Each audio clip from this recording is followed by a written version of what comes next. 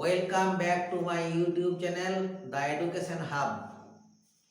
আজ আমি যে বিষয়টা নিয়ে আলোচনা করব একটা ভাইটাল জিনিস গ্রামারের। এটা তোমাদের ক্লাস 7 থেকে আপ টু ক্লাস 12, এমনকি যারা কম্পিটিটিভ পরীক্ষার জন্য প্রস্তুতি নিচ্ছ তাদের ক্ষেত্রেও খুবই ইম্পর্ট্যান্ট। কি বিষয় না, টপিক হচ্ছে ভয়েস। ভয়েস যার বেঙ্গলি মিনিং হলো কি না বাচ্য। তাহলে ভয়েস কি জিনিস না, ভয়েস হচ্ছে আমরা যখন কোনো সেন্টেন্সকে ডাইরেক্টভাবে বলছি সেটাকে বলা হচ্ছে অ্যাক্টিভ ভয়েস। এবং 2 নম্বর ভয়েস কি প্যাসিভ ভয়েস, যেখানে আমাদের কথাগুলো কোনো অবজেক্ট মাধ্যমে প্রকাশ করা হয়ে থাকে। তাহলে আমরা ভয়েসের টাইপ পেলাম দুটো, একটা হচ্ছে অ্যাক্টিভ ভয়েস এবং একটা হচ্ছে প্যাসিভ ভয়েস।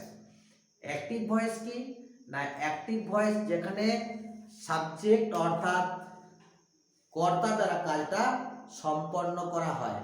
আমরা যদি একটা এক্সাম্পল নিই, আই ডু দ্য সাম,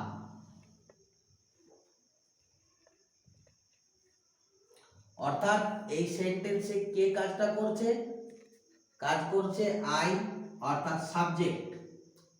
আমরা আগের ক্লাসে আমরা সেন্টেন্সের যে পার্ট সাবজেক্ট ভার্ব অবজেক্ট এগুলো সম্পর্কে অবগত আছি। তাহলে যেখানে সাবজেক্ট দ্বারা যেখানে কাজটা সম্পন্ন করা হয় সেটাকে বলা হয় অ্যাক্টিভ ভয়েস। এবং তার উল্টো প্যাসিভ ভয়েস কাকে বলা হয় না, যেখানে অবজেক্ট দ্বারা কাজটা সম্পন্ন করা হয়, অর্থাৎ অবজেক্ট ভার্ব এগুলোকে আমাদেরকে চিনতে হবে ভালো করে। অর্থাৎ অবজেক্ট দ্বারা যেখানে কাজটা সম্পন্ন করা হয় সেটা হচ্ছে প্যাসিভ ভয়েস। যেমন কি the sum is done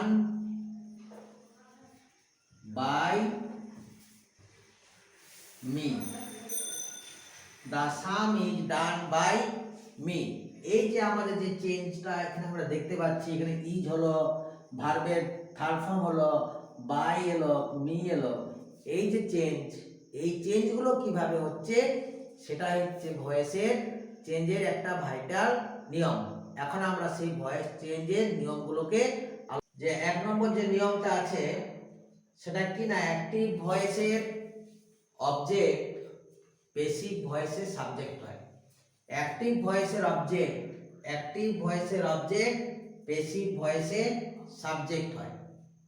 next 2 number নিয়ম কি না, টেন্স অনুযায়ী বিভাগ। অর্থাৎ আমার অ্যাক্টিভ ভয়েসটা যে টেন্সে থাকবে, আমরা টেন্সটা কিভাবে বুঝবো না, ভার্বটাকে দেখে পর আমরা টেন্সটা বুঝবো।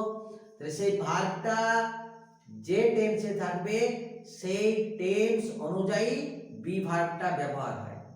অর্থাৎ যদি প্রেজেন্ট টেন্স থাকে সেক্ষেত্রে বি ভার্ব হবে এম অথবা ইজ অথবা আর। এম ইজ আর বসার নিয়ম আমরা অলরেডি শিখেছি না, সাবজেক্ট অনুযায়ী এম ইজ আর এর ব্যবহার হয়। নেক্সট পাস্ট টেন্স যদি থাকে তাহলে সেক্ষেত্রে ওয়াজ অথবা ওয়ে। আর ফিউচার টেন্স থাকলে আমরা তো সেল উইল জানি, তাহলে সেল বি উইল বি যখন হবে পেসিভে। তাহলে 2 নম্বর নিয়ম আমরা পেলাম টেন্স অনুযায়ী বিভাগ। যে থার্ড নিয়ম হচ্ছে মূল ভার্বের থার্ড ফর্ম, অর্থাৎ যে মূল ভার্বটা থাকবে তার 3 নম্বর রূপ করতে হয়। 4 নম্বর পয়েন্ট কি না, বাই প্রিপোজিশন যুক্ত হয়। অর্থাৎ যখন আমার অ্যাক্টিভের সাবজেক্টটাকে অবজেক্টে রূপান্তরিত করা হবে বাই প্রিপোজিশনটাকে ব্যবহার করা হয়। এবং কিছু কিছু ক্ষেত্রে টু উইথ সেগুলো প্রিপোজিশনগুলো যুক্ত হয়, কিন্তু সাধারণ যে ভয়েসগুলো আছে সেগুলোর ক্ষেত্রে কেবলমাত্র বাই প্রিপোজিশনটাই যুক্ত হয়। নেক্সট আমরা 5 নম্বর নিয়মে যাব কি না, অ্যাক্টিভ ভয়েসের সাবজেক্ট গিয়ে প্যাসিভ ভয়েসে অবজেক্ট হয়। এরপর কতগুলো প্রোনাউন আছে, যে প্রোনাউনগুলো প্যাসিভ ভয়েসে গিয়ে পরে চেঞ্জ হয় অবজেক্টটা। যেমন কি, যেমন আই থাকলে হয় মি, উই থাকলে আস, অর্থাৎ ফার্স্ট পারসন থাকলে আই মি উই আস, এবং সেকেন্ড পারসন ইউ থাকলে ইউ এ হয়, থার্ড পারসন হি থাকলে হয় হিম, সি থাকলে হয় হার, দে থাকলে হয় দেম। নেক্সট আমরা একটা এক্সাম্পল নিয়ে দেখি। The teacher teaches the students. আমরা নিয়ম অলরেডি শিখেছি, তাহলে আমাদেরকে প্রথমে বেছে নিতে হবে সাবজেক্ট। আমাদের দ্য টিচারকে পেয়েছি সাবজেক্ট, ভার্বকে না টিচেস, অবজেক্ট কি আছে না দ্য স্টুডেন্টস। তাহলে আমরা শিখলাম অ্যাক্টিভ ভয়েসের অবজেক্ট, প্যাসিভ ভয়েসের সাবজেক্ট হয়। তাহলে সাবজেক্টে আমাদের কাকে লিখবো আমরা এখানে? The students, the students. এরপর ভার্বকে লক্ষ্য করো না টিচেস আছে অর্থাৎ প্রেজেন্ট টেন্স আছে, তাহলে প্রেজেন্ট টেন্সের ক্ষেত্রে বি ভার্ব কি হবে না এম, ইজ, আর এর মধ্যে যে কোনো একটা। তাহলে যেহেতু স্টুডেন্টস স্টুডেন্ট নাম্বার আছে, তাহলে এই ক্ষেত্রে আমাদের বি ভার্ব হবে আর, দ্য স্টুডেন্টস আর। এরপর থার্ড ফর্ম টিচের, টিচের থার্ড ফর্ম হয় টট, দ্য স্টুডেন্টস আর টট।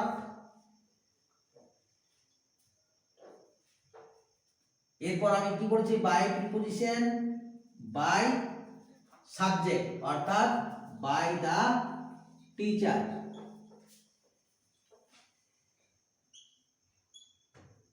তাহলে the students are taught by the teacher. আজ আমরা ভয়েসের একদম যেটা প্রাইমারি নিয়ম, সেই নিয়মটা সবাই শিখলাম। নেক্সট যে ক্লাস আছে সেই ক্লাসে তোমাদের ভয়েস সম্পর্কে যে আবার যে অন্য নিয়মগুলো থাকে সেগুলো সম্পর্কে তোমাদের আলোচনা করব। অবশ্যই যদি ক্লাসটা ভালো লেগে থাকে কমেন্ট করো এবং আমার চ্যানেলটাকে আরো অনেক ভিডিও পাওয়ার জন্য সাবস্ক্রাইব করো। পরের ক্লাসে আবার দেখা হচ্ছে, সবাই